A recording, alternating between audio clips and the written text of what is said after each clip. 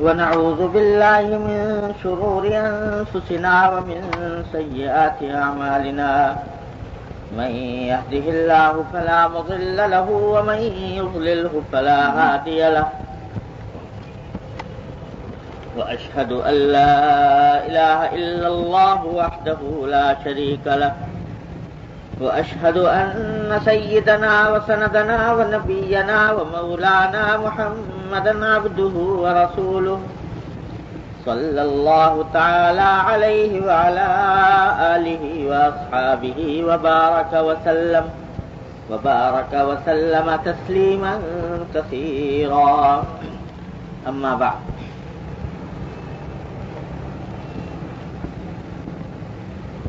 یہ ایک حدیث پچھلے جمعہ میں شروع کی تھی اور وہ ناتمام رہ گئی تھی. خلاصہ اس کا یہ تھا کہ ایک صحابی ہیں حضرت جابر ابن سلیم رضی اللہ تعالی عنہ، وہ یہ کہتے ہیں کہ میں حضور اقدس صلی اللہ علیہ وسلم کی خدمت میں مدینہ منورہ حاضر ہوا، اور جب پہلی ملاقات ہوئی پہچانتے بھی نہیں تھے کہ حضور اقدس صلی اللہ علیہ وسلم کون ہیں. لوگوں سے معلوم کرنے پر پتہ لگا تو پہلے سلام کیا، سلام میں علیک السلام کہا. آپ نے تلقین فرمائی کہ علیک السلام کے بجائے السلام علیکم کہنا چاہیے. پھر چلتے وقت انہوں نے درخواست کی کہ مجھے کوئی نصیحت کیجیے، تو آپ نے پہلی نصیحت تو یہ فرمائی کہ لا تسبن احدا، کسی کو برا نہ کہو، کسی کو گالی نہ دو، کسی کی بدگوئی نہ کرو. تو لفظی معنی اس کے گالی دینے کے بھی ہوتے ہیں، بدگوئی کرنے کے بھی ہوتے ہیں، اور برا کہنے کے بھی ہوتے ہیں. یہ گالی دینے کا جہاں تک تعلق ہے، یہ تو ہر مسلمان جانتا ہے کہ وہ دوسرے کو گالی نہیں دینی چاہیے. گالی کے معنی ہے کہ کوئی سخت مغلظ قسم کے الفاظ استعمال کرے، کوئی بھی شریف آدمی اس کو پسند نہیں کرتا. لیکن اس کے ایک معنی یہ بھی ہے کہ کسی کو برا نہ کہو، کسی کو بھی برا نہ کہو. یہ ایک عجیب ہدایت ہے، عجیب تعلیم ہے کہ کوئی شخص خواہ کتنی ہی برے کام کر رہا ہو، گناہ کر رہا ہے، معصیتیں کر رہا ہے، غلط کام کر رہا ہے، اس کے کام کو تو برا سمجھو، اس کے کام کو برا کہو، لیکن اس کی ذات کو برا نہ کہو. اس کے کام کو حقیر سمجھو، یہ کام اس کا بہت برا ہے، یہ کام اس کا بہت غلط ہے، اس کا کام یہ بہت حقیر اور ذلیل ہے. لیکن اس آدمی کی ذات کو حقیر اور ذلیل اور اس آدمی کی ذات کو برا کہنا یہ درست نہیں. یہ بڑی عجیب و غریب تلقین ہے ہمارے دین کی. کیوں؟ اس واسطے کہ ذات کو برا کیا کہتے ہو، کیا پتا کہ اس کا انجام کیا ہونے والا ہے، آخرت میں اس کا انجام کیا ہوگا. آج بے شک برے کام کر رہا ہے، اور برے کام کرنے کی وجہ سے تم اس کے کاموں کو برا سمجھ رہے ہو، اس آدمی کو برا سمجھ رہے ہو. لیکن کیا پتا اللہ تبارک و تعالیٰ اس کو توفیق عطا فرما دے، اصلاح فرما دے، اور مرنے سے پہلے اللہ تعالیٰ اس کو اچھے اعمال کی توفیق دے دے. جب اللہ کے پاس پہنچے، اللہ تعالیٰ کے پاس پاک صاف ہو کر. تو اس واسطے کیا پتا کہ کون بہتر ہے. تو اس واسطے کسی بھی ذات کو، کسی بھی شخص کی ذات کو، یہاں تک کہ کافر کو بھی ذات کو برا نہ سمجھے. اس واسطے کہ کیا پتا اللہ تعالیٰ ایمان کی توفیق دے دے، تم سے بھی آگے نکل جائے. کتنی مثالیں ہیں کہ آدمی کافر تھا، فاسق تھا، فاجر تھا، لیکن اللہ تبارک و تعالیٰ نے توفیق عطا فرمائی، اچھوں سے آگے نکل گیا. حدیث میں فرمایا نبی کریم سرور دو عالم صلی اللہ علیہ وسلم نے کہ العبرۃ بالخواتین، اعتبار خاتمے کا ہے. خاتمہ کس حالت پر ہوا؟ خاتمہ اگر ایمان پر ہوا، عمل صالح پر ہوا، تو اللہ تبارک و تعالیٰ کے یہاں مقبول ہے، تم سے کہیں آگے پہنچ گیا. آپ کو واقعہ سنایا تھا شاید پہلے کہ نہیں، کہ غزوہ خیبر میں حضور اقدس صلی اللہ علیہ وسلم کے پاس ایک چرواہا آیا تھا، یہودیوں کا کہ بکریاں چرایا کرتا تھا، اور دیکھا کہ خیبر سے باہر قافلہ پڑا ہوا ہے مسلمانوں کا لشکر. تو دل میں خیال پیدا ہوا کہ جا کر دیکھوں تو صحیح کہ یہ لوگ کہتے کیا ہیں، کرتے کیا ہیں. تو بکریاں لے کر نکلا اور حضور اقدس صلی اللہ علیہ وسلم کی تلاش میں چلا. لشکر پڑا ہوا تھا، پوچھا کہ تمہارے سردار کہاں ہیں؟ لوگوں نے نشاندہی کر دی خیمے کی طرف، وہاں حضور اقدس صلی اللہ علیہ وسلم تشریف فرما تھے. اول تو اس کو یقین نہیں آیا کہ یہ اتنے بڑے سردار وہ ایسے معمولی سے خیمے کے اندر کیسے بیٹھے ہوں گے. اس کے ذہن میں یہ تھا کہ بہت بڑے کوئی بادشاہ ہیں، کوئی بہت بڑے امیر کبیر ہیں، تو کیا ٹھاٹ باٹ ہوں گے، کیا عیش و عشرت ہوگا. وہاں تو کھجور کا کہ چٹائی سے بنا ہوا خیمہ وہ پڑا ہوا. اول تو یقین نہیں آیا، لیکن خیر پہنچ گیا حضور اقدس صلی اللہ علیہ وسلم کی خدمت میں. تو جا کر پوچھا کہ آپ کیا پیغام لے کر آئے، کیا دعوت ہے آپ؟ تو حضور نبی کریم صلی اللہ علیہ وسلم نے دعوت اپنی مختصر بیان فرما دی کہ بھائی میں تو یہ لے کر آیا ہوں کہ اللہ کے سوا کوئی معبود نہیں، وغیرہ وغیرہ. سادہ سا آدمی تھا، پوچھنے لگا کہ اگر میں آپ کی اس دعوت کو قبول کر لوں تو میرا کیا انجام ہوگا، میرا کیا رتبہ ہوگا؟ تو آپ نے فرمایا کہ تمہارا رتبہ یہ ہوگا کہ ہمارے برابر ہوگے، ہم تمہیں گلے سے لگائیں گے. تو وہ کہتا ہے کہ آپ مجھ سے مذاق کرتے ہیں، میں کہاں اور آپ کہاں، میں ایک ادنا چرواہا، آپ اتنے بڑے سردار، اور آپ کہتے ہیں کہ مجھے گلے سے لگائیں گے. میں تو جسم سیاہ فام ہے، بدن سے بدبو اٹھ رہی ہے، ایسی حالت میں آپ مجھے کیسے گلے سے لگائیں گے؟ حضور اقدس صلی اللہ علیہ وسلم نے فرمایا کہ نہیں، ہم تمہیں گلے سے لگائیں گے. اور تم کہتے ہو کہ سیاہ فام ہو، تو اللہ تبارک و تعالیٰ تمہارے جسم کی سیاہی کو تابانی سے بدل دے گا، اور تمہارے اس جسم سے اٹھنے والی بدبو کو اللہ تبارک و تعالیٰ خوشبوؤں سے تبدیل کر دے گا. اس اللہ کے بندے کے دل میں ایسی کچھ بات بیٹھی کہ اسی وقت اس نے کہہ دیا کہ اشہد ان لا الہ الا اللہ اشہد ان محمد رسول اللہ، مسلمان ہو گیا. اور پھر پوچھا حضور اقدس صلی اللہ علیہ وسلم سے کہ یا رسول اللہ بتائیے اب میں کیا کروں؟ تو حضور اقدس صلی اللہ علیہ وسلم نے فرمایا کہ بھائی تم ایسے وقت اسلام لائے ہو کہ نہ تو کوئی نماز کا وقت ہے کہ تمہیں نماز پڑھواؤں، روزے کا زمانہ نہیں کہ روزے رکھواؤں، زکوٰۃ تم پر فرضی نہیں، حج کا کہ بھی اس وقت تک فرضیت نہیں ہوئی تھی. تو یہ اس وقت تو ایک ہی عبادت ہو رہی ہے، وہ عبادت جو تلواروں کی چھاؤں میں انجام دی جاتی ہے، جہاد فی سبیل اللہ. اس نے کہا کہ یا رسول اللہ ٹھیک ہے میں اس عبادت میں شامل ہو جاتا ہوں، لیکن یہ بتائیے کہ جہاد میں تو جب آدمی شامل ہوتا ہے تو دونوں ہی احتمال رہتے ہیں، یا غازی یا شہید، یا فتح پا گیا یا مر گیا. تو اگر میں اس میں مر گیا تو آپ کچھ میری گارنٹی لیجئے. تو حضور اقدس صلی اللہ علیہ وسلم نے فرمایا کہ میں گارنٹی لیتا ہوں، ضمانت لیتا ہوں اس بات کی کہ اگر تم اس جہاد میں شہید ہو گئے تو اللہ تبارک و تعالیٰ تمہیں سیدھا جنت میں پہنچائیں گے، اور تمہارے جسم کی بدبو کو خوشبو سے تبدیل فرما دیں گے، تمہارے چہرے کی جو سیاہی ہے وہ سفیدی میں تبدیل ہو جائے. بس اس نے یہیں پر یہ واقعہ بھی آتا ہے کہ حضور نے فرمایا کہ لیکن پہلے جو بکریاں لے کر آئے ہو وہ بکریاں واپس کرو خیبر والوں کو، یہودیوں کو. اندازہ لگائیے کہ جن کے ساتھ لڑائی ہو رہی ہے، برسرے پیکار ہیں، جنگ ہو رہی ہے، محاصرہ کیا ہوا ہے، ان کا مال غنیمت ہے، لیکن چونکہ وہ چرواہا وہ معاہدے پر لے کر آیا تھا بکری، لہذا اس کو حکم دیا کہ پہلے بکریاں واپس کرو، اس کے بعد آ کر جہاد میں شامل. بکریاں واپس کی، آ کے جہاد میں شامل ہوا. کئی دن تک جہاد جاری رہا ہے خیبر کا. تو روایات میں آتا ہے کہ حضور اقدس صلی اللہ علیہ وسلم جب جنگ ختم ہو گئی تو آپ جائزہ لے رہے تھے لشکر کا، تو دیکھا کہ ایک جگہ صحابہ کرام کا جمگھٹا لگا ہوا ہے. قریب پہنچے تو پوچھا بھائی کیا بات ہے؟ تو لوگ کہنے لگے کہ صاحب یہاں پر جو لوگ اس جنگ میں کام آئے ہیں ان میں ایک ایسا آدمی نظر آ رہا ہے جس کو ہم میں سے کوئی پہچانتا نہیں. تو حضور نے فرمایا مجھے دکھاؤ. تو دیکھا تو حضور نے فرمایا کہ تم اس کو نہیں پہچانتے مگر میں پہچانتا ہوں. اور یہ وہ چرواہا ہے اور یہ عجیب و غریب اللہ کا بندہ ہے کہ جس نے اللہ کے راستے میں ایک سجدہ نہیں کیا.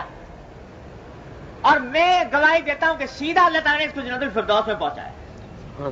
اور میری آنکھیں دیکھ رہی ہیں کہ اللہ تبارک و تعالیٰ اس کو غسل دے رہے ہیں. اللہ تعالیٰ کے فرشتے اس کو غسل دے رہے ہیں اور اس کا کی سیاہی سفیدی میں تبدیل ہو گئی ہے. اس کے جسم کی خوشبو بدبو خوشبو میں تبدیل ہو گئی, خوشبو میں مہک رہا ہے. اور یہ وہ اللہ کا بندہ ہے کہ ایک سجدہ اللہ کے راستے میں نہیں کیا, ایک پیسہ اللہ کے راستے میں خرچ نہیں کیا, لیکن سیدھا جنت میں پہنچا. تو دیکھو اگر کچھ عرصے پہلے موت آ جاتی تو سیدھا جہنم میں جانا تھا, اور اب موت آئی اس حالت میں کہ ایمان لا چکا, سرکار دو عالم صلی اللہ علیہ وسلم کا غلام بن چکا, تو اللہ تعالیٰ نے اتنا بڑا انقلاب پیدا فرمایا. تو العبرۃ بالخواتین, اعتبار خاتمے کا. اسی واسطے بڑے بڑے بزرگ جو ہیں وہ لرزتے رہے, یہ دعا کرتے رہے کہ یا اللہ حسن خاتمہ عطا فرمائیے, حسن خاتمہ عطا فرمائیے, اللہ ایمان پر خاتمہ کرے. تو اعتبار خواتین کا ہے. کس بات پر انسان ناز کرے, کس بات پر انسان فخر کرے, کس بات پر اترائے, خدا جانے کل کیا ہونے والا ہے. تو اس واسطے کسی کو بھی حقیر نہ کرے. اللہ, ایک بزرگ کے بارے میں نے اپنے والد ماجد صلی اللہ علیہ وسلم سے سنا کہ ایک بزرگ تھے, اللہ والے بزرگ تھے. تو جیسے بزرگ سادے سیدھے رہتے ہیں تو لوگ مذاق اڑایا کرتے ہیں. آج کل بھی ہے نا, یہ ملا جو ہے, ملا صوفی, یہ اس قسم کا کہہ کے لوگ مذاق اڑاتے ہیں. ایسے آدمی کہہ رہے دنیا سے اس کا کوئی تعلق نہیں ہے, تو ان کا بھی مذاق اڑایا کرتے. تو کسی نے اسی مذاق اڑانے کے دوران ایک جملہ کہہ دیا, تو پتہ نہیں کیا کچھ ایسا جملہ کہہ دیا کہ میں ایک سوال آپ سے کرنا چاہتا ہوں کہ یہ بتائیے کہ آپ اچھے ہیں یا میرے کتے کی دم اچھی ہے. یہ سوال. اللہ بچائے, اللہ والوں سے اس قسم کی شرارت امیز باتیں کہنا بڑی خطرناک بات ہے, لیکن کہہ دیا کہ آپ اچھے ہیں یا میرے کتے کی دم اچھی. تو جواب میں نہ کوئی غصہ کیا, نہ کوئی طبیعت میں تغیر پیدا ہوا. ایک جواب دیا کہ بھائی ابھی تو میں کچھ نہیں کہہ سکتا, کہ پتہ نہیں میں اچھا ہوں کہ تمہارے کتے کی دم اچھی, باقی ابھی تو میں کچھ کہہ نہیں سکتا کہ کون اچھا ہے. اس واسطے کہ پتہ نہیں کس حالت میں خاتمہ ہوتا. اگر خاتمہ ہو گیا ایمان کے اوپر, عمل صالح کے اوپر, تو بے شک میں اچھا تمہارے کتے کی دم. اور اگر خدا نہ کرے خاتمہ خراب ہوا تو یقین تمہارے کتے کی دم اچھی مجھ سے. اس واسطے کہ وہ کم از کم جہنم میں نہیں جائے گی, اس کے اوپر کوئی تکلیف نہیں, اس کے اوپر کوئی عذاب نہیں. اور اگر میں برے حالت میں مر گیا تو پھر اللہ بچائے کتے کی دم ہی اچھی ہے مجھ سے. تو یہ اللہ کے بندوں کا معاملہ ہوتا ہے کہ وہ خاتمے پر نگاہ رکھتے ہیں. اس لیے فرمایا کہ کسی بھی بد سے بدتر انسان کی بھی ذات کو حقیر نہ جانو, بد سے بدتر انسان کی ذات کو برا نہ کہو, اعمال کو بے شک برا کہو, اس کا عمل خراب ہے, وہ شراب پیتا ہے, وہ کفر میں مبتلا ہے, وہ فسق و فجور کا مرتکب ہے. اعمال کو برا کہو لیکن ذات کو برا کہنے کا جواز نہیں, جب تک کہ معلوم نہ ہو کہ پتہ نہیں کیا ہونا. یہ ہے اللہ. مولانا حضرت حکیم الامت مولانا تھانوی قدس اللہ سرہ فرماتے ہیں, اب کیا بتائیں, اب یعنی حکیم الامت مولانا تھانوی رحمۃ اللہ علیہ اتنا جلیل القدر انسان, وہ کہتے ہیں کہ میں کسی بھی مسلمان کو, ہر مسلمان کو اپنے آپ سے افضل سمجھتا ہوں, اور ہر کافر کو احتمالاً اپنے آپ سے افضل سمجھتا ہوں. حالاً, مسلمان کو حالاً اور کافر کو احتمالاً. یعنی یہ رہتا تھا پتہ نہیں یہ ہے مسلمان، یہ صاحب ایمان ہے، پتہ نہیں اس کے دل میں ایمان کس اعلیٰ درجے کا ہو کہ مجھ سے آگے بڑھ جائے، لہذا میں اس کو اپنے آپ سے افضل سمجھتا۔ اور کافر سے بھی احتمالاً کہ بظاہر تو کافر نظر آ رہا ہے، لیکن یہ کافر خدا جانے اللہ تعالیٰ اس کو توفیق دے دے ایمان کی، تو ایمان کی حالت میں رخصت ہو، پتہ نہیں مجھ سے کتنا آگے نکل جائے۔ تو میں مومن سے حالاً اور کافر سے احتمالاً، کافر کو احتمالاً اپنے سے افضل سمجھتا ہوں۔ اب بتائیے ہم شمع کے شمار قطار میں، ابھی کچھ دن پہلے ہمارے یہاں حضرت ڈاکٹر حفیظ اللہ صاحب مدد اللہ تعالیٰ ان کو آفس سے سلامت رکھتے، وہ تشریف لائے تھے۔ وہ حضرت مفتی محمد حسن صاحب رحمۃ اللہ علیہ کے خلیفہ ہیں، اور حضرت مفتی صاحب رحمۃ اللہ علیہ کی بڑی صحبت اٹھائی ہے، اور حضرت مفتی محمد حسن صاحب رحمۃ اللہ علیہ حضرت حکیم الامت مولانا تھانوی کے عاشق زار تھے، تو عجیب و غریب بزرگ تھے۔ وہ کہتے ہیں کہ ہم حضرت حکیم الامت مولانا تھانوی رحمۃ اللہ علیہ کے مجلس میں جایا کرتے تھے، تو جب مجلس میں بیٹھتے تو میرے اوپر ایک عجیب حالت طاری رہتی تھی، جتنے لوگ مجلس میں بیٹھے ہیں سب اپنے آپ سے افضل نظر آتے تھے، اپنے آپ کو سب سے زیادہ کم تر، حقیر، سب سے کم عمل سمجھتا تھا۔ ہر وقت یہ خیال رہتا تھا کہ یہ تو پتہ نہیں کتنے لوگ آگے بڑھے ہوئے ہیں، میں کتنا پیچھے ہوں۔ اپنے آپ کو سارے اہل مجلس کے مقابلے میں کم تر سمجھتا۔ تو فرمانے لگا کہ ایک دن مجھے اتنا وہ خیال ہوا کہ میں پتہ نہیں کیا ہوں، کچھ شقاوت قلب ہے کیا ہے کہ سب اللہ کے بندے کہیں سے کہیں پہنچ رہے ہیں، میں بالکل پیچھے رہ جا رہا ہوں۔ تو میں نے حضرت مولانا خیر محمد صاحب سے ذکر کیا۔ حضرت مولانا خیر محمد صاحب بھی حضرت تھانوی رحمۃ اللہ علیہ کے خلفاء میں سے ہیں، ان سے ذکر کیا بھائی میری حالت تو عجیب ہے، میں جب حضرت کے مجلس میں بیٹھتا ہوں تو ایسا لگتا ہے کہ سب سے کمتر میں ہوں، سب مجھ سے افضل نظر آتے ہیں۔ تو مولانا خیر محمد صاحب فرمانے کہ بھائی یہی حالت تو میری بھی ہے، میں بھی جب بیٹھتا ہوں تو ایسا لگتا ہے کہ سب مجھ سے افضل ہے اور میں سب سے کمتر ہوں۔ تو یہ پتہ نہیں ہم سب سے پیچھے ہی رہ گئے، سب آگے بڑھ گئے۔ تو کہنے کہ ہم دونوں گئے حضرت تھانوی کی خدمت، شیخ کی خدمت، ان سے جا کر عرض کیا کہ حضرت ہمارا عجیب حال ہے، جب آپ کے مجلس میں بیٹھتے ہیں تو ایسا لگتا ہے سب ہم سے افضل ہے اور ہم سب سے کمتر ہیں، کیا بات؟ تو حضرت نے فرمایا کہ بھائی یہ جو تمہیں حالت اپنی بتا رہے ہو تو میں سچ کہتا ہوں کہ میری بھی یہی حالت ہے۔ اللہ کہ مجلس کے اندر جب بیٹھتا ہوں تو سب مجھ سے افضل نظر آتے ہیں، مجھے اپنے آپ سے افضل نظر آتے ہیں، اور میں ہی اپنے آپ کو سب سے کمتر نظر آتا ہوں۔ جس شخص کو اپنے معائب کا استحضار ہو، اللہ جل جلالہ کی عظمت، اس کی خشیت، اس کی ہیبت دل کے اوپر ہو، وہ دوسرے کی برائی کو دیکھے۔ جس شخص کے اپنے پیٹ میں درد ہو رہا ہو وہ دیکھے کہ دوسرے کو چھینک آ گئی، تو اس کو، جس کو اللہ تبارک و تعالیٰ کی عظمت اور خشیت جس کے اوپر غالب ہوتی ہے، وہ دوسرے کی ذات کو کیسے حقیر سمجھ لے، کیسے برا کہتے؟ وہ تو اس کو اپنے آپ سے چھٹی نہیں، اپنے عیوب سے چھٹی نہیں، وہ دوسرے کی برائی کو کہاں ڈھونڈتا پھرے اور دوسرے کو برا کیسے کہتا پھرے۔ تو بھائی یہ جو حدیث ہے جو فرمایا نبی کریم صلی اللہ علیہ وسلم نے، یہ بڑا زبردست اصول اور تعلیم بتا دی کہ کسی بھی انسان کی ذات کو حقیر نہ سمجھو۔ ہاں عمل اگر خراب ہے تو عمل کو خراب سمجھو، عمل کی برائی کر سکتے ہو، عمل کو حقیر سمجھتے ہو، عمل خراب، عمل برا، انسان کو برا نہ کہو، کیا پتا اللہ تبارک و تعالیٰ اس کو توفیق عطا فرما دے اور کہیں سے کہیں وہ پہنچ جائے، اس کا حصہ رہنا چاہیے۔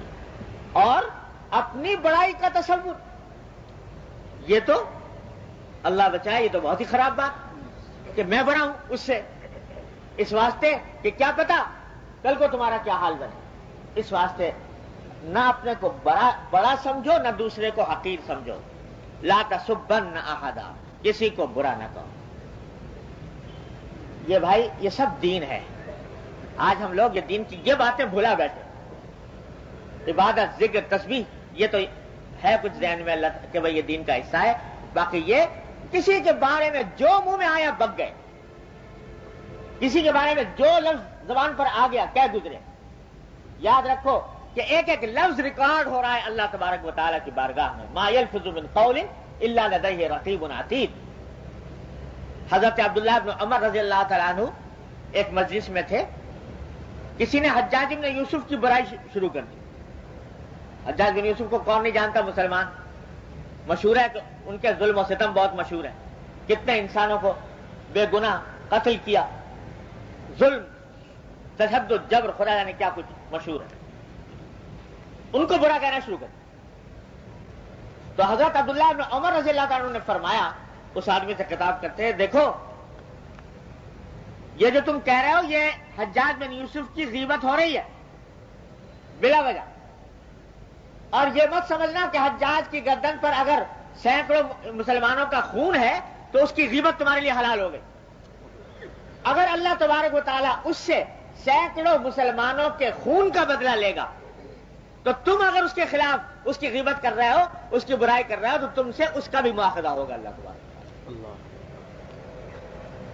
بلا وجہ غیبت. ہاں کہیں ضرورت پیش آ گئی کسی کو بتانے کے لیے کہ بھائی یہ ذرا خیال رکھنا، ہوشیار رہنا، فلاں آدمی ذرا اس سے بچ کے رہنا، یہ تو کوئی مذاکرہ نہیں کسی کو تکلیف سے بچانے کے لیے. لیکن بلا وجہ مجلس آرائی کے لیے برائی ہو رہی ہے تو یہ نہیں. لا تسبن احد. ارے انبیاء علیہ السلام کا شیوا تو یہ رہا کہ گالی کا جواب بھی گالی سے نہیں دیا، حالانکہ شریعت نے اجازت دی ہے کہ جتنا کسی نے ظلم کیا اتنا تم بھی بدلہ لے سکتے ہو. لیکن انبیاء علیہ السلام نے کوئی گالی کا جواب بھی گالی سے نہیں دیا. نبی کو کہا جا رہا ہے کہ یا انا لنراک فی صفاحۃ وانا لنظنک من الکاذبین، کہ نبی جیسے جلیل القدر ہستی کو کہا جا رہا ہے کہ تم بیوقوف ہو، حماقت میں مبتلا ہو، اور ہمارا خیال ہے کہ تم جھوٹے ہو. احباق ان کو کہا، جھوٹا کہا. جواب میں ہم جیسا کوئی ہوتا کہہ رہے تم احمق، تمہارا باپ احمق. لیکن جواب میں نبی کا جواب یہ ہے کہ یا قوم لیس بی صفاحۃ ولکنی رسول من رب العالمین. اے میری قوم میں بیوقوف نہیں ہوں، میں پروردگار کی طرف سے تمہارے پاس پیغمبر بن کے آیا. یہ جواب دے رہا ہے پیغمبر. گالی کا جواب گالی سے نہیں دیا جا رہا. فرمایا کہ ہم لنراک فی ضلالۃ، ہم تو تمہیں گمراہ دیکھ رہے ہیں، ہمارا خیال ہے تم انتہائی گمراہی میں مبتلا ہو. نبی کا جواب یہ کہ یا قوم لیس بی ضلالۃ ولکنی رسول من رب العالمین. حضرت شاہ اسماعیل شہید رحمۃ اللہ علیہ، حضرت شاہ اسماعیل شہید رحمۃ اللہ علیہ کا نام سنا ہوگا آپ حضرات نے. اللہ اکبر. شہزادے شاہی خاندان کے فرد ہیں، لیکن اللہ نے دین کی تڑپ، دین کی طلب دی تھی، آگ لگی ہوئی تھی سینے میں دین کی بات پہنچانے کی. تو لوگ دشمن بھی ہو جاتے ہیں ایسے آدمی کے. بدعات اور شرک کے خلاف جہاد کیا تو ایسے آدمی کے دشمن بھی ہو جاتے ہیں. ایک دن جامع مسجد میں بیان فرما رہے ہیں، واز فرما رہے ہیں، تو کسی آدمی نے کھڑے ہو کر حضرت کو تکلیف پہنچانے کے لیے جملہ کہا کہ مولانا ہم نے سنا ہے کہ آپ حرام زادے ہیں. استغفر اللہ علیہ. اندازہ لگائیے اتنا بڑا عالم جلیل الشان، اور صرف عالم ہی نہیں، ساری دنیا جانتی ہے کہ شاہی خاندان کے فرد ہیں، شہزادے ہیں، اور کہہ رہے ہیں یہ جملہ. انہیں مغلظ گالی کو ہے. کوئی اور ہوتا تو نہ جانے کتنا غصہ نکالتا اس کے اوپر. وہ نہ نکالتا تو اس کے حوالی موالی اس کی تکہ بوٹی کا ڈالتا. لیکن یہ پیغمبروں کے وارث ہیں. جواب میں فرمایا کہ بھائی آپ کو غلط اطلاع ملی، آپ کو غلط اطلاع ملی. میری والدہ کے نکاح کے گواہ تو اب بھی دلی میں موجود، میری والدہ کے نکاح کے گواہ تو اب بھی دلی میں موجود. یہ جواب دیا جا رہا ہے گالی کا. یہ ہے پیغمبرانہ اخلاق، یہ ہے پیغمبرانہ سیرت کہ گالی کا جواب بھی گالی نہیں دیا جا رہا کہ جائے کہ ابتدا میں انسان گالی کسی کو دے، ابتدا میں برا کہے. یہ ہے نصیحت. تو اب دیکھیے کہ حضور اقدس صلی اللہ علیہ وسلم نے ان صحابی کو جو پہلی ملاقات ہے، ابھی آپ نے دیکھا کہ حضور کو پہچانتے بھی نہیں تھے، پہلی ملاقات، اور پہلی ملاقات میں چلتے وقت نصیحت مانگی. کیا نصیحت؟ تو پہلی نصیحت یہ فرمائی کہ لا تسبن احد، کسی کو برا مت کہو، کسی کو گالی مت دو. چنانچہ وہ صحابی بھی پھر صحابی تھے. کہتے ہیں کہ جب حضور نے یہ نصیحت فرما دی، فما سببت بعدہ حرا ولا عبدا ولا بعیرا ولا شاتا، میں نے یہ نصیحت ایسے پلے باندھی کہ اس کے بعد کسی کو بھی کبھی برا نہیں کہا. آدمی تو درکنار کہتے ہیں کہ میں نے کسی اونٹ اور بکری کو بھی برا نہیں کہا, اونٹ اور بکری کو بھی گالے نہیں کہ حضور اقدس صلی اللہ علیہ وسلم یہ نصیحت فرما دی تھی, لہذا اونٹ اور بکری کے لیے بھی کوئی ثقیل کلمہ زبان سے نہیں نکلا. یہ تھے صحابہ کرام رضی اللہ تعالیٰ عنہ اجمعین کہ جب کہا کہ نصیحت کیجئے تو جو جملہ فرما دیا پھر وہ نقش ہو گیا دل پر, ساری زندگی کا دستور العمل بن گیا کہ اب یہ کلمہ نکل نہیں سکتا غلط نہ کلمہ. ایک تو نصیحت یہ فرمائی. دوسری نصیحت یہ فرمائی کہ وَلَا تَحْقِرَنَّ مِنَ الْمَعْرُوفِ شَيْئًا, کہ کسی نیکی کے کام کو حقیر ہرگز نہ سمجھنا. پچھلے جمعہ میں اس کی کچھ تفصیل عرض کر چکا ہوں کہ کتنے ہی نیکی کی معمولی سی بات ہو لیکن اس کو حقیر سمجھ کر نہ چھوڑو کہ معمولی بات ہے کیا فائدہ ہو جائے گا. ارے چھوٹی سی نیکی ہے لیکن کیا پتا تمہاری دنیا بدل دے. چھوٹی سی نیکی کی وجہ سے تمہاری زندگی میں انقلاب آ جائے اور اللہ تعالیٰ نقطہ نواز ہے, کیا پتا ہے کہ اسی کی بنا پر مغفرت ہو جاتی ہے. اس لیے چھوٹی سے چھوٹی نیکی کو حقیر نہ سمجھو. اس کی تفصیل گزشتہ جمعہ میں عرض کر چکا ہوں. اسی کا ایک مقابل حصہ ہے کہ نیکی کو حقیر سمجھ کر چھوڑنا نہیں چاہیے اور گناہ کو حقیر سمجھ کر اختیار نہیں کرنا چاہیے. نیکی یہ سوچ کر نہ چھوڑے کہ چھوٹی سی نیکی ہے, کیا کون سا انقلاب آ جائے گا, کون سی مجھے جنت دلوا دے گی, اس وجہ سے نہ چھوڑے بلکہ کر گزرے. اللہ تعالیٰ اس کی برکت سے کیا پتا ہے کہ انقلاب پیدا کر ہی دے. اور گناہ خواہ کتنا ہی چھوٹا نظر آتا ہو لیکن اس کے چھوٹا ہونے کی وجہ سے اس گناہ کو کرو مت.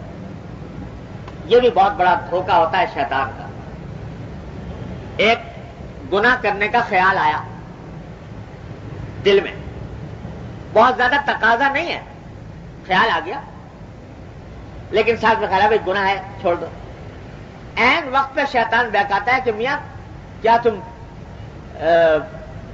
کر رہے ہو کہ اتنے بڑے بڑے گناہ تو پہلے ہی کر رکھے ہیں, اگر یہ چھوٹا سا گناہ بھی کر لو گے تو کون سا قیامت آ جائے گی. تو اگر بچنا ہے تو بڑے گناہوں سے بچو, اس چھوٹے سے کیا بچ رہے ہو.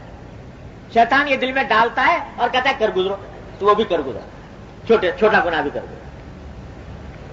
تو یاد رکھو کہ یہ چھوٹا گناہ جو ہے یہ معمولی سمجھ کر کرنے کے نتیجے میں وہی چھوٹا گناہ بڑا بن جاتا ہے. یہ جو تفریق ہے نا صغیرہ گناہ اور کبیرہ گناہ, یہ اس لیے نہیں ہے کہ صغیرہ ہے تو کر گزرو اور کبیرہ ہے تو بچنے کی کوشش کرو. گناہ دونوں ہیں, یہ چھوٹا وہ بڑا. بعض لوگ بڑی تحقیق میں پڑے رہتے ہیں کہ صاحب یہ عمل جو ہے یہ صغیرہ ہے یا کبیرہ ہے, پوچھتے رہتے ہیں یہ گناہ صغیرہ ہے کہ کبیرہ ہے. تو مطلب یہ ہے کہ صغیرہ ہے تو کر لیں اور کبیرہ ہے تو ذرا کچھ بچنے کا تو کوشش کریں. تو حضرت حکیم علماء مولانا تھانوی رحمۃ اللہ علیہ فرماتے ہیں کہ بھائی اس کی مثال ایسی ہے کہ جیسے آگ کا بڑا انگارہ چھوٹی سی چنگاری. تو کوئی پوچھے بھائی یہ چھوٹی چنگاری ہے کہ بڑا انگارہ ہے, کیسے بھائی چھوٹی چنگاری ہے تو اس چنگاری کو اٹھا کے اپنی سندوسی میں رکھ لو یا اپنے اس کپڑوں کی الماری میں رکھ لو. یہ چھوٹی چنگاری تو ہے لیکن وہی چنگاری تمہاری الماری کو پھونک ڈالے گی. وہ انگارہ جس طرح پھونک ڈالتا ہے اسی طرح چنگاری پھونک ڈالے گی. جیسے چھوٹا سانپ اور بڑا سانپ. تو گناہ صغیرہ ہو کہ کبیرہ ہو, ارے جب گناہ ہے یعنی اللہ جل جلالہ کی نافرمانی ہے تو پھر کیا صغیرہ اور کیا کبیرہ. تو اسی واسطے علماء نے فرمایا کہ صغیرہ گناہ کو چھوٹا سمجھ کر اگر آدمی کرے وہی صغیرہ کبیرہ بن جاتا ہے. یعنی یہ سوچ کے کر رہا ہے کہ صغیرہ ہے لہذا کوئی حرج نہیں کر لو, تو وہی کبیرہ بن جاتا ہے. اس واسطے یہ چھوٹا سمجھ کر گناہ کو اختیار نہ کرو. اور یاد رکھو کہ جیسے نیکی نیکی کو کھینچتی ہے اسی طرح گناہ بھی گناہ کو کھینچتا ہے, برائی برائی کو کھینچتی ہے.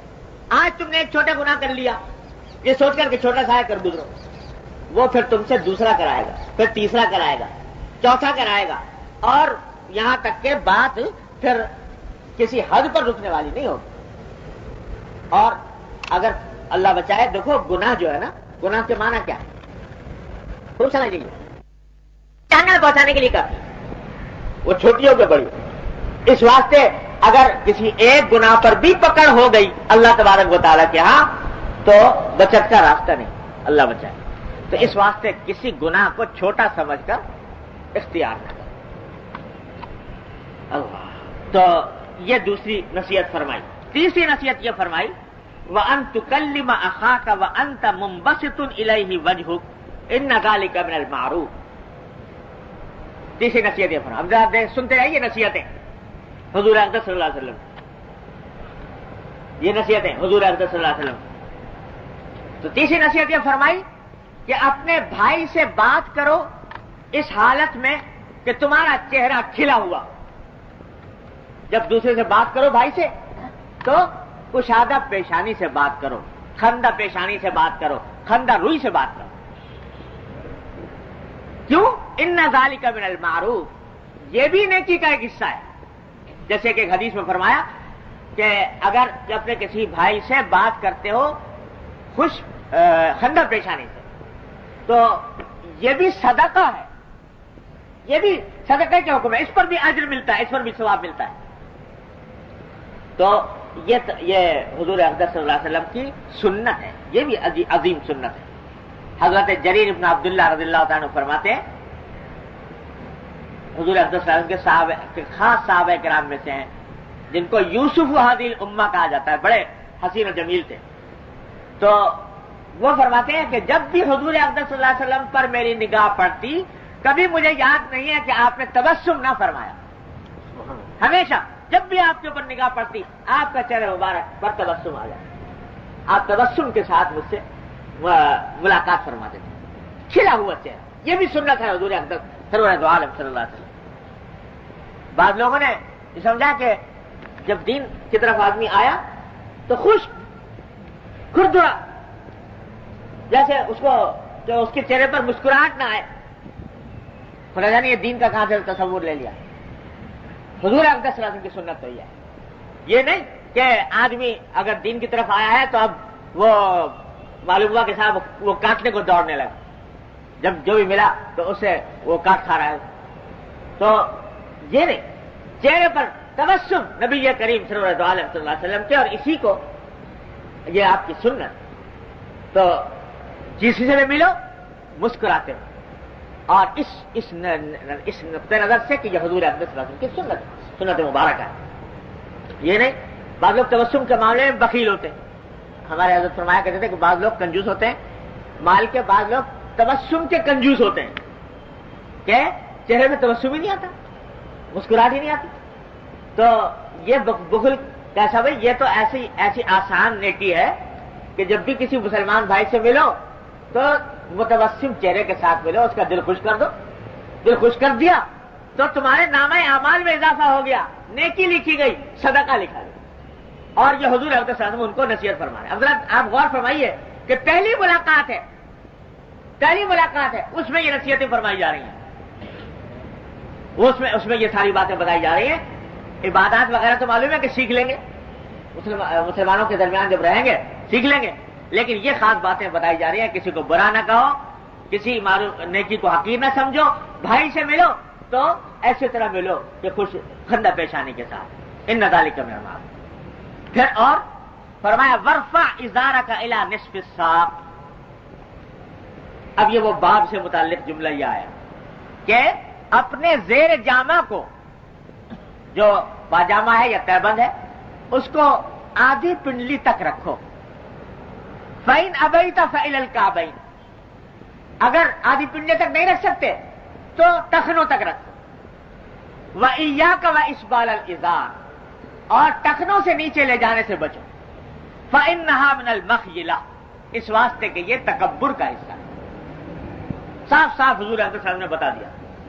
और यहां पर आप जरा देख लीजिए कि नसीहतें जो फरमाई जा रही है पहली मुलाकात में, उसी में ये बात फरमाई जा रही है कि ये सब काम करो, और साथ साथ अपने इज़ार को, अपने तैबंद को, अपने पाजामे को टखनों से नीचे ना होने दो। इस वास्ते कि नीचा होगा तो ये तकब्बुर की अलामत है। ये नहीं कि तकब्बुर हो تو نیچا نہ کرو اور تکبر ہو نہ ہو تو کر لو، یہ نہیں فرمایا، بلکہ فرمایا کہ نیچا نہ کرو اس واسطے کہ یہ تکبر ہے۔ بعض لوگ کہہ رہے ہیں ہم تو تکبر کی وجہ سے نہیں کرتے، ہم تو یہ جو منع ہے یہ تکبر کی وجہ سے منع ہے، ہم تو تکبر کی وجہ سے نہیں کرتے۔ یہ عجیب لوگ ہیں جن کو اس قدر اطمینان ہے اپنے اوپر متکبر نہ ہونے کا کہ کہتے ہیں کہ صاحب تکبر نہیں ہمارے اندر، تو ہم تو ویسے بغیر تکبر کے کر رہے ہیں۔ ارے حضور اقدس صلی اللہ علیہ وسلم نے تو کبھی ایسا کیا نہیں، تکبر سے بری، تکبر سے پاک اس روئے زمین پر اگر کوئی ذات ہو سکتی ہے تو محمد رسول اللہ صلی اللہ علیہ وسلم زیادہ نہیں ہو سکتی۔ لیکن آپ نے بھی یہ نہیں فرمایا کہ چونکہ میرے اندر تکبر نہیں ہے لہٰذا میں نیچے کر لیتا ہوں، ساری عمر کبھی نیچے نہیں فرمایا۔ تو اگر کسی کے لیے جائز ہوتا کہ وہ تکبر کی سے بچنے کے لیے وہ انسان اوپر نیچے کر لے تو اس خیال سے کہ میں تکبر سے بری ہوں، تو حضور اقدس صلی اللہ علیہ وسلم زیادہ کس کو ہو سکتا تھا، لیکن آپ نے کیا، تو اس لیے یہ خیال دن سے نکال دیں، بلکہ یہ نصیحت فرما رہے ہیں حضور کہ اگر بچو اس سے، اس لیے کہ تکبر کا حصہ وَإِنَّ اللَّهَ لَا يُحِبُّ الْمَخْيَلَةَ، اور اللہ تعالیٰ تکبر کو پسند نہیں۔ یہ مخیلہ تکبر سے زیادہ اس کا صحیح ترجمہ ہے خود پسندی، اپنے کو اچھا سمجھنا، دوسرے کے مقابلے میں اپنے آپ کو اچھا سمجھنا، میرے اندر بڑے کمالات ہیں، بڑے اوصاف ہیں، اپنے آپ کو بڑا کچھ سمجھ رہا ہے، یہ اللہ تبارک و تعالیٰ کو پسند نہیں۔ وہاں تو مقبول ہے شکستگی، عاجزی، درماندگی، اللہ کے سامنے جتنا بھی شکستہ ہوگے، تواضع کرو گے، درماندہ ہوگے، اتنا ہی اللہ تبارک و تعالیٰ کے یہاں مقبول ہوگے۔ اور جہاں بڑائی آ گئی، خود پسندی آ گئی، تو وہ اللہ تبارک و تعالیٰ کو پسند نہیں۔ اور اگلا جملہ ارشاد فرمایا وَإِنِ امْرُؤٌ شَتَمَكَ وَعَيَّرَكَ بِمَا يَعْلَمُ فِيكَ فَلَا تُعَيِّرْهُ بِمَا تَعْلَمُ فِيهِ فَإِنَّمَا وَبَالُ ذَلِكَ عَلَيْهِ۔ کیا نصیحتیں فرما گئے نبی کریم صلی اللہ علیہ وسلم؟ فرماتے ہیں کہ ایک اور نصیحت سن لو کہ اگر کوئی انسان تمہیں گالی دے، پھر لوٹے اسی مضمون کی طرف، اگر کوئی انسان تم کو گالی دے یا تم پر عیب لگائے، عیب آر دلائے تم کو کسی ایسے عیب کی وجہ سے جو واقعی تمہارے اندر ہے، جو تمہارے اندر وہ جانتا ہے کہ فلاں عیب ہے، اس عیب کی وجہ سے تمہیں عیب لگا رہا ہے، آر دلا رہا ہے، تمہارے اندر فلاں عیب ہے، برا بھلا کہہ رہا ہے، گالی دے رہا ہے، تو فرمایا فلا تعیرہ بما تعلم فیہ، اس کے بدلے میں اس کے جس عیب کو تم جانتے ہو اس کی وجہ سے اس کو آر نہ دلاؤ، یا بدلے میں گالی کے بدلے میں گالی نہ دو، آر دلانے کے بدلے میں اس کو آر نہ دلاؤ۔ کیوں؟ فإنما وبال ذلك علیہ، کیونکہ تمہیں جو گالی دی یا تمہیں جو آر دلائی اس کا وبال اس کے اوپر ہے، اس کا مواخذہ اس سے ہوگا۔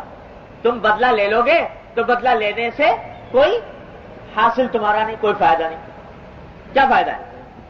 اور اگر بدلہ نہیں لوگے، صبر کرو گے، تحمل سے کام لوگے، ایثار کرو گے، اللہ تبارک و تعالیٰ کیا تمہارا اجر عظیم ہے۔ ایک شخص نے تمہیں کہا بیوقوف ہو، تم نے جواب میں کہا تم ہو بیوقوف، تو چلو بدلہ لے لیا، کوئی ناجائز کام تو نہ ہوا، لیکن فائدہ کیا ملا بھائی؟ تم نے اس کو بیوقوف کہہ دیا تو کیا دنیا آخرت کا کیا فائدہ حاصل ہوا؟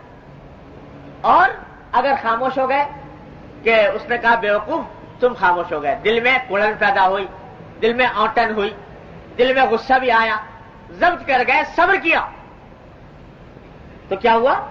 اللہ تعالیٰ فرماتے ہیں انما یوفی الصابرون اجرہم بغیر حساب، اللہ تبارک و تعالیٰ صبر کرنے والوں کو ان کا حساب، ان کا اجر بے حساب دیتے ہیں۔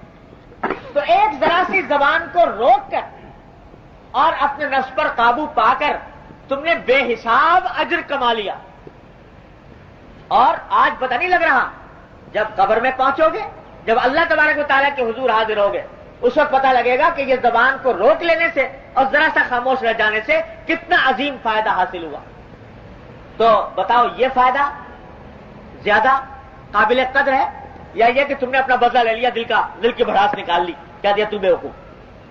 تو حضور اقدس صلی اللہ علیہ وسلم نے یہ تلقین فرمائی کہ گالی کا جواب گالی، اگرچہ یعنی حق ہے، قرآن کہتا ہے جتنی کوئی ظلم کرے اتنا ہی تم بھی کر سکتے ہو اس کو، لیکن حق ہے، لیکن حق کو استعمال کرنا سے بہتر یہ ہے کہ معاف کر. وَلَمَنْ صَبَرَ وَغَفَرَ إِنَّ ذَلِكَ مِنْ عَزْمِ الْأُمُورِ، جو صبر کرے اور معاف کر دے تو یہ بڑے عزائم امور میں سے ہے. اور فرمایا کہ ادفع باللتی ہی احسن السیئہ، کسی نے تمہارے ساتھ برائی کی ہے تم اس کا مقابلہ اچھائی سے کرو. برائی کا مطلب برائی سے دینے کے بجائے اچھائی سے مقابلہ کرو. تو فرمایا فَإِذَا الَّذِي بَيْنَكَ وَبَيْنَهُ عَدَاوَةٌ كَأَنَّهُ وَلِيٌّ حَمِيمٌ، تو جس کے ساتھ تمہاری دشمنی تھی وہ تمہارا عین بہت جگری دوست ہو جائے گا. لیکن ساتھ فرما دی وَمَا يُلَقَّاهَا إِلَّا الَّذِينَ صَبَرُوا، یہ کام اسی کا ہے جس نے اپنے آپ کو صبر کی عادت ڈالی ہو.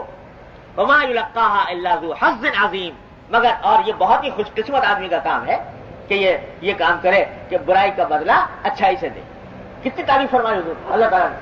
وَمَا يُلَقَّاهَا إِلَّا الَّذِينَ صَبَرُوا وَمَا يُلَقَّاهَا إِلَّا ذُو حَظٍّ عَظِيمٍ. تو یہ کرو، عادت ڈال. کیا ہے میاں بدلہ لیا نہ لیا، اگر لے لیا تو کیا، لیکن نہ لیا اور اللہ تبارک و تعالیٰ کے لیے معاف کر دیا تو دیکھو کہ اللہ تعالیٰ پتہ نہیں، حدیث میں آتا ہے کہ نبی کریم صلی اللہ علیہ وسلم نے فرمایا کہ جب دوسرے کو جو معاف کر دے تو میں اس دن اس کو معاف کروں گا جس دن اس کو معافی کی سب سے زیادہ ضرورت ہوگی. سب سے زیادہ ضرورت تم کو آخرت میں ہوگی معافی کی، اس دن میں اس کو معاف کر دوں گا کہ میرے بندے کو اس نے معاف کر دیا تو میں اس کو معاف کر دوں. تو فلا تعیروا بما تعلم فی انما وبال ذلک علیہ.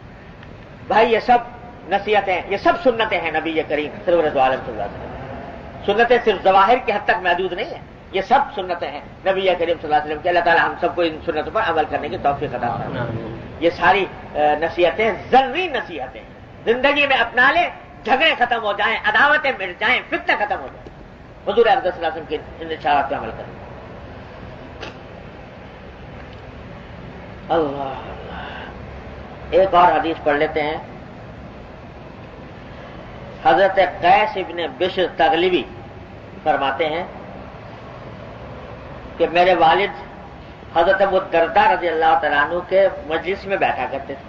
ابو الدرداء رضی اللہ تعالیٰ عنہ مشہور صحابی ہیں، اور یہ وہ صحابی ہیں جن کو حضور اقدس صلی اللہ علیہ وسلم نے خطاب دیا تھا حکیم هذه الامہ.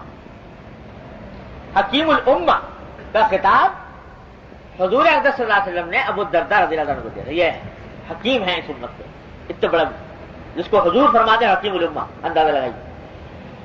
تو وہ دمشق میں رہتے تھے. تو وہاں ایک اور صحابی رہتے تھے، ان کا نام تھا سہل بن حنظلیہ رضی اللہ تعالی. یہ سہل بن حنظلیہ جو صحابی تھے یہ بڑے گوشہ نشین قسم کے بزرگ تھے.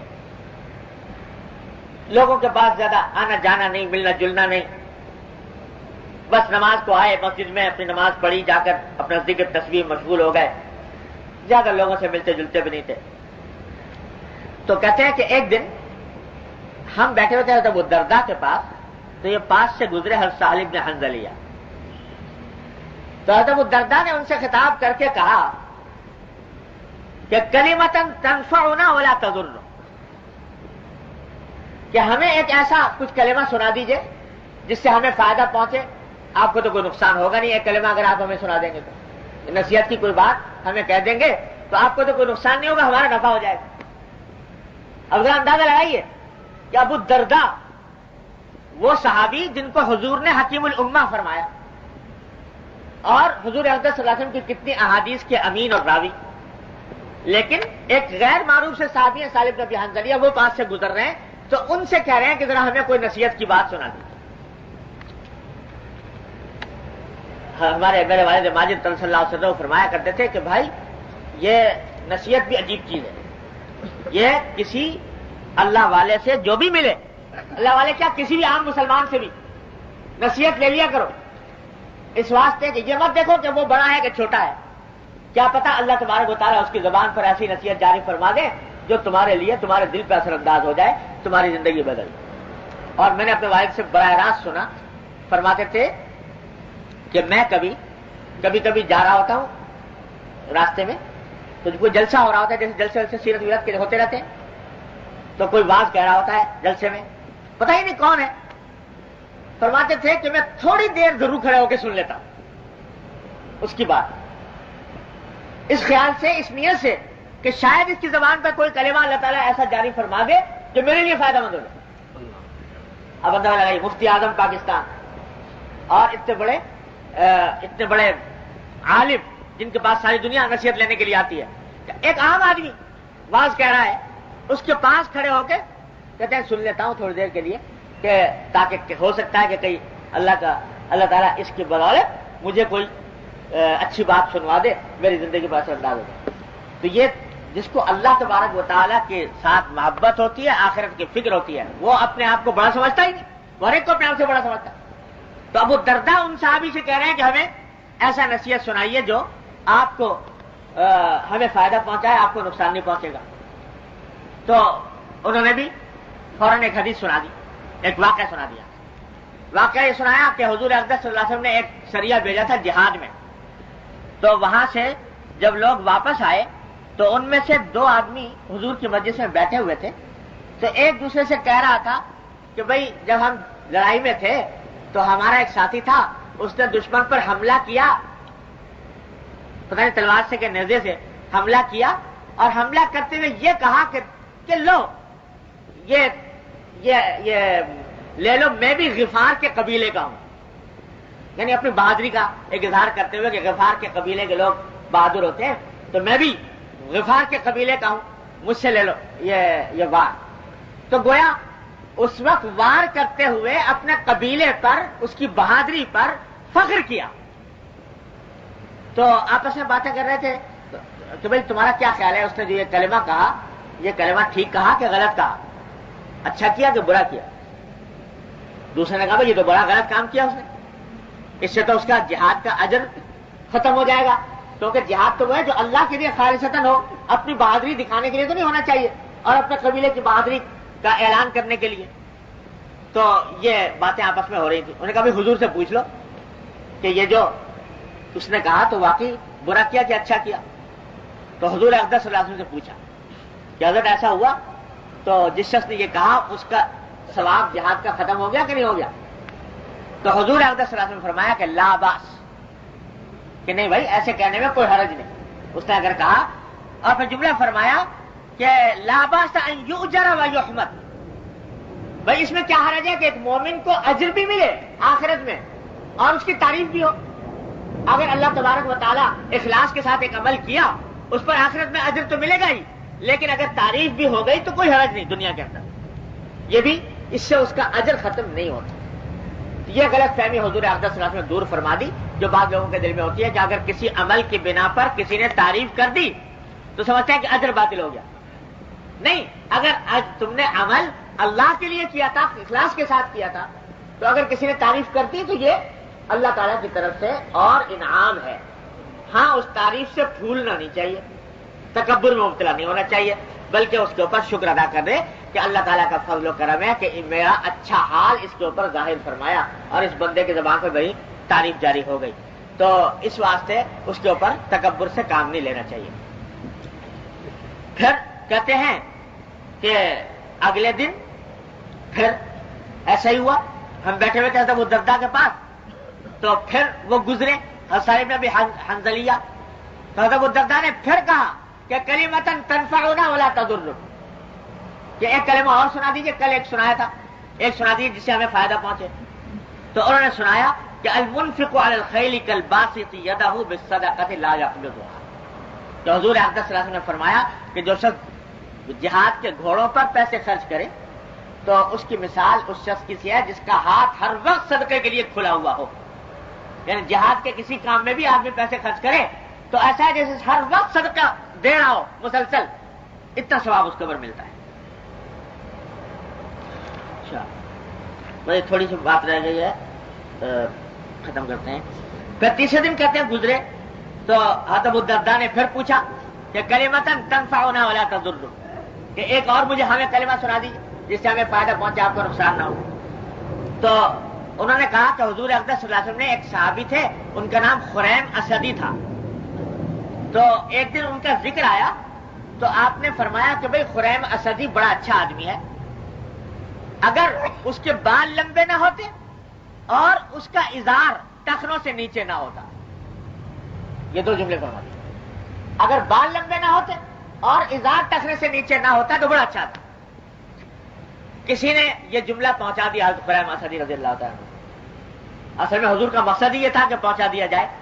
پہنچا دیا تو ان کو اطلاع ملی کہ حضور نے یہ فرمایا کہ اچھا آدمی ہے مگر یہ دو باتیں ہیں.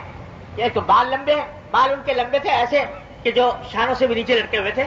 اس میں عورتوں کی مشابہت ہوتی ہے تو اس لیے منع ہے. انہوں نے کہتے ہیں کہ جو ہی یہ بات سنی تو فوراً چھری منگائی اور اس سے اپنے بال کٹوا کر کانوں کے برابر تک کر لیے اور اپنا جو ازار ہے اس کو ہمیشہ کے لیے تو ٹخنوں سے اوپر کر لیا. فوراً عمل کرنے. چوتھے دن پھر حضرت ابو الدرداء نے ان سے کہا کہ آپ ہمیں کوئی نصیحت سنائیے.